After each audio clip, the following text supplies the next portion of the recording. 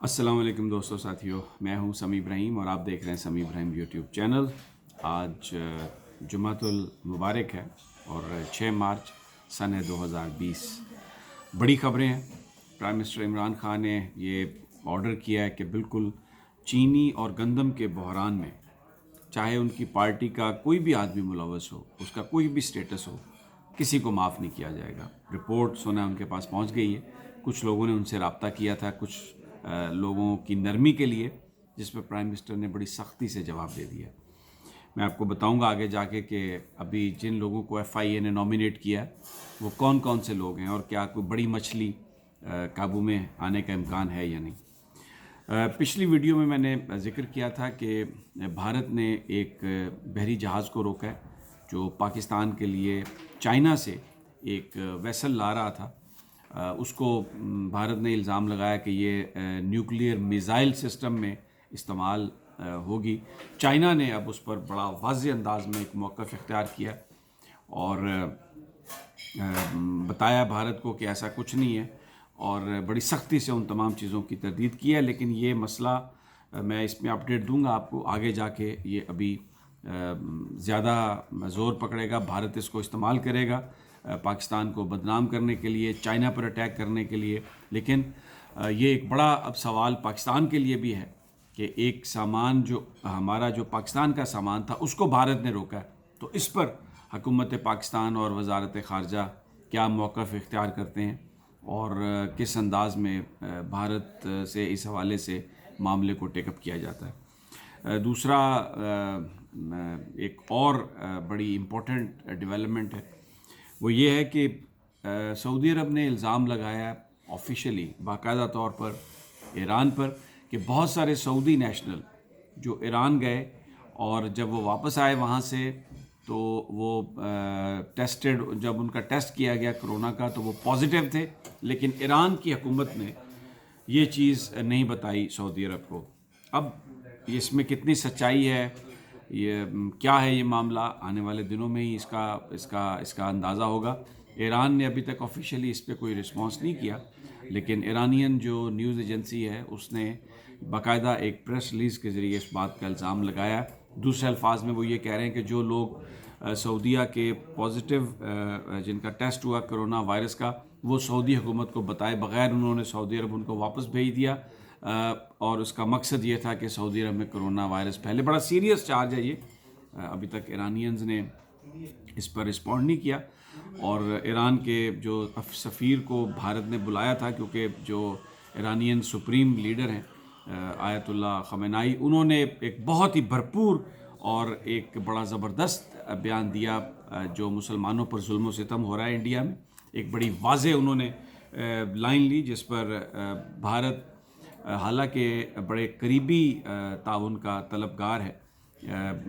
ایران سے، اور چاہ بہار جو بندرگاہ ہے اس کو ڈیولپ بھی وہ کر رہا ہے، لیکن کشمیر کے معاملے پر ایسا ہٹ درم ہے کہ انہوں نے ایرانین سفیر کو آج بلایا، لیکن ایرانین سفیر نے جو ہمیں اطلاع ہے قطعی طور پر بھارت نے کوئی ایسا اندیا نہیں دیا کہ ایران نے کوئی ایسا اندیا نہیں دیا کہ وہ اس سٹیٹمنٹ کو واپس لے گا، اور مسلمانوں کے ساتھ جو کچھ ہو رہا ہے انڈیا میں اس پر ایران نے ایک بڑی واضح ایک موقف اختیار کیا، اور پاکستان کے بڑا یہ قریب موقف ہے۔ پرائم منسٹر عمران خان نے ایران کا اس پر شکریہ بھی ادا کیا ہے۔ یہ بڑا اہم ہے کیونکہ سعودی عرب سے جو پاکستان کو توقع تھی وہ ابھی تک پوری نہیں ہوئی، فورن منسٹرز کانفرنس نہیں ہوئی، اور او آئی سی کی، جس پر پاکستان بھی وہ تمام ایونیوز جو او آئی سی سے ہٹ کے ہیں، یا اگر ان کی سعودی عرب سے کسی ملک کی اگر کوئی کہیں پر کوئی ڈفرینسز بھی ہے، لیکن وہ اگر کشمیر پر بات کر رہا ہے، خطے میں پاکستان کے موقف کے ساتھ کھڑا ہے، تو پاکستانی بھی اب ان کی طرف بڑھ رہے ہیں، ہاتھ بڑھا رہے ہیں ان کی طرف۔ میں نے اپنی پچھلی ویڈیو میں بتایا تھا کہ اوورسیز پاکستانیوں کے لیے خاص طور پر ایک بڑا اعلان ہے، اور یہ بیسیکلی پاکستان کا قرضہ اتارنے کی ایک مہم ہے، اور میں نے آپ کو بتایا تھا کہ پہلے مرحلے میں 12 ارب ڈالر اس حوالے سے اکٹھے ہوں گے، لیکن اب جو رسپانس ہے وہ اتنا زبردست ہے لوگوں کا، اوورسیز پاکستانیز کا، کہ وزیر اعظم ہاؤس کے ذرائع یہ بتا رہے ہیں کہ یہ جو سارا ایونیو تھا، یہ جو سارا 12 ارب ڈالر جو ہے اس کے لیے تقریباً 12,500 ایکڑ زمین درکار تھی، اور وہ ارینج کر لی گئی ہے، پورا اس کی پلاننگ کر لی گئی ہے، اور اب یہ کوشش کی جا رہی ہے کہ پہلا مرحلہ جو تھا اسی کو ایکسپینڈ کیا جائے۔ 23 مارچ کو یہ اناؤنس ہوگا، توقع ہے اناؤنس ہونے کی، لیکن کوشش یہ کی جا رہی ہے کہ جو 1 لاکھ لوگ ہیں ان سے تعداد کو 1 لاکھ سے بڑھا دیا جائے۔ میں اس پہ بھی دوں گا اپڈیٹ آپ کو، لیکن دوسری طرف ایک اور جو ڈیولپمنٹ ہے، افغانستان میں ایک افغان رہنما کی تقریب تھی برسی کی، اس میں ڈاکٹر عبداللہ بھی تھے، احمد کرزئی بھی تھے، اس پر فائرنگ ہوئی، اس پر حملہ ہوا، تو فوری طور پر یہ جو ناردرن الائنس ہے اور افغان حکومت نے طالبان پر اس کا ملبہ ڈالا، لیکن طالبان کے جو ترجمان ہیں ذبیح اللہ مجاہد، انہوں نے یہ بات کہی ہے ایک بیان کے ذریعے کہ طالبان کی یہ پالیسی نہیں ہے کہ وہ پبلک پلیسز پر حملہ کرے اور پبلک اجتماعات پر حملہ کرے۔ ہم افغان فورسز کو تو حملہ ہم بناتے رہے ہیں، اور لیکن یہ جو الزام ہے طالبان پر یہ غلط ہے قطعی طور پر۔ کابل میں اس تقریب میں جہاں ڈاکٹر عبداللہ اور جہاں پر کرزئی موجود تھے، وہاں پر طالبان نے حملہ نہیں کیا۔ ہم سب کو پتہ ہے کہ یہ جو ڈیل ہے اس کو ناکام بنانے کے لیے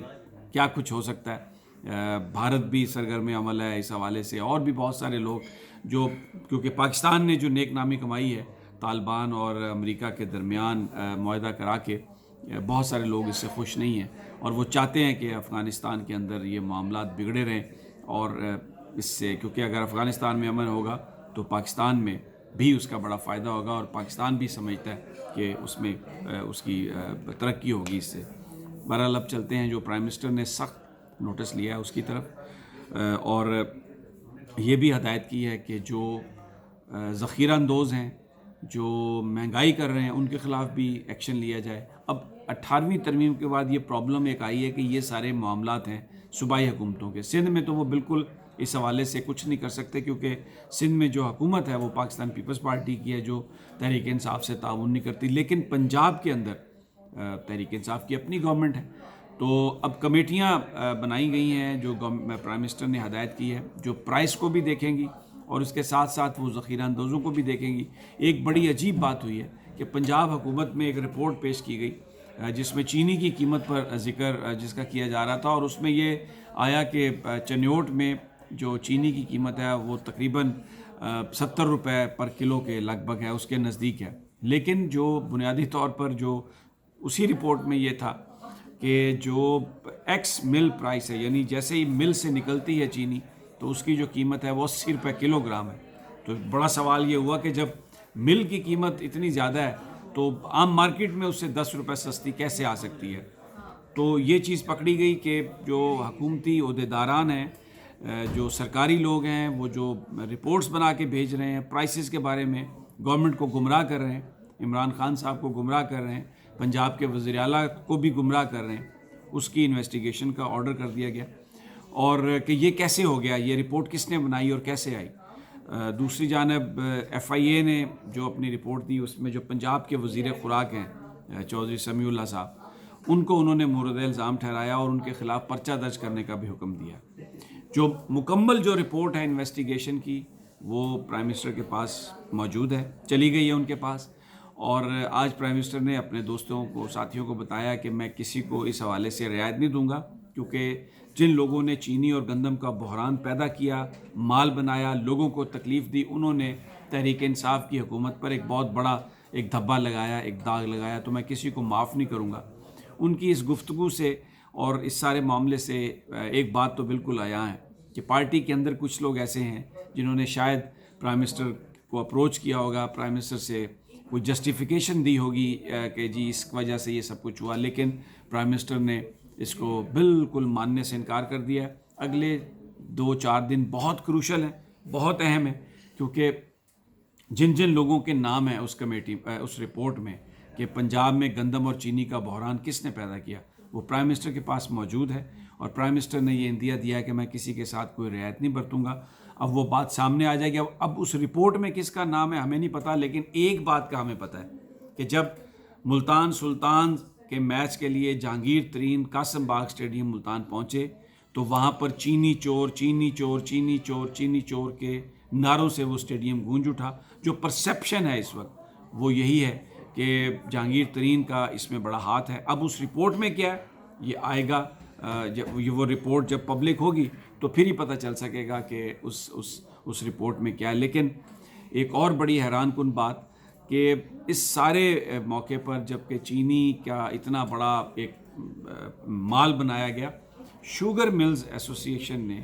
ایک اشتہار چلایا جو پاکستان کے جو نیشنل ٹی وی پر وہ چلا ہے, جس میں یہ دعویٰ کیا گیا کہ یہ جو گندم, یہ جو چینی کی قیمت میں اضافہ ہوا ہے اس سے کاشتکار کو فائدہ ہوا ہے. اور پھر ساتھ میں یہ کمپیریزن دیا گیا ہے کہ ابھی اس پورے خطے میں, پورے ریجن میں چینی جو ہے اگر سری لنکا سے کمپیریزن کریں, بنگلہ دیش سے کریں, انڈیا سے کریں, تو چینی کی قیمت پاکستان میں کم ہے. گویا وہ یہ کہنا چاہ رہے ہیں شوگر مل ایسوسی ایشن والے کہ ابھی چینی کی قیمت کو اگر اور بھی تھوڑا سا بڑھا دیا جائے تو وہ کوئی زیادہ نہیں ہوگی, اور ایک یہ غلط تاثر دینے کی کوشش کر رہے ہیں کہ اس بڑھتی ہوئی قیمت کا فائدہ کاشتکار کو پہنچے. کاشتکار کو تو کچھ بھی نہیں فائدہ. ہم سب کو پتہ ہے کہ کاشتکار بیچارے کو تو 3-3 4-4 سال سے پیمنٹس بھی نہیں ہوئی تھی, اور یہ جو ماضی میں جو پیمنٹس ہوئیں وہ بھی ثاقب چیف جسٹس ثاقب نثار صاحب دلوا کے گئے ہیں. یہ جو شوگر ملز والے ہیں ایکسکیوز می, یہ پیسے نہیں دیتے. ابھی کل سپریم کورٹ نے جو بردر شوگر مل ہے انہوں نے ٹائم مانگا تو ان کو سپریم کورٹ نے آرڈر کیا کہ آپ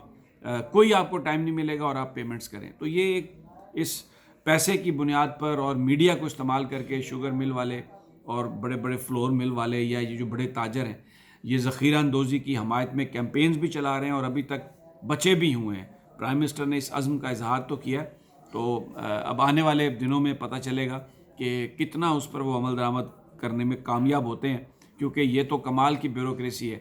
کہ وہ ڈاکٹر توقیر جو ماڈل ٹاؤن کلنگ میں نامزد ہے اس کو انہوں نے دوبارہ سیکٹری ہیلتھ انچارج بنوا دیا. وہ 22ویں گریڈ میں بھی نہیں ہے, لیکن اب جناب وہ سیکٹری ہیلتھ انچارج ہے اس موقع پر جب کہ پاکستان میں کرونا کے بارے میں ایک بڑی کنٹروورسی چل رہی ہے, دوسرے اہم معاملات چل رہے ہیں. تو ایک ایسا شخص جس کی لائلٹی نواز شریف اور شہباز شریف کے ساتھ تھی اس کو سیکٹری ہیلتھ بنا دیا گیا. تو اللہ تعالیٰ خیر کرے. آپ کو پہلے میں بتا چکا ہوں کہ جو رپورٹ پنجاب گورنمنٹ میں پیش کی گئی اس میں قیمتوں کا اندراج تک غلط ہے. تو ہر طرح سے بیوروکریسی کے وہ جو ریمننٹس ہیں جو پچھلے 30-35-40 سال شریف خاندان کی خدمت کرتے رہے ہیں وہ موجود ہیں, اور کسی نہ کسی طریقے سے انہوں نے اپنا جو اثر و رسوخ ہے اس کو برقرار رکھا ہے. آج بھی انہی کی تعیناتیاں ہو رہی ہیں, آج بھی وہی جو امپورٹنٹ ڈیسیژنز ہیں وہ لے رہے ہیں, لیکن اس کی جو بدنامی ہے وہ ساری کی ساری عمران خان کے کھاتے میں آ رہی ہے, اور اس کے جو بینیفیشریز ہیں وہ آج بھی شریفز ہیں جو اس غلط اور پور پرفارمنس کی بنیاد پر, جس کے آرکیٹیکٹ بھی وہ خود ہیں, وہ تنقید کرنے میں کوئی تھوڑا سا بھی ٹائم ویسٹ نہیں کرتے, اور اس کا دھبا اور اس کی بدنامی ساری کی ساری عمران خان کی گورنمنٹ کو آ رہی ہے. بہرحال میری اگلی ویڈیو تک اجازت دیجیے. اللہ نگہبان.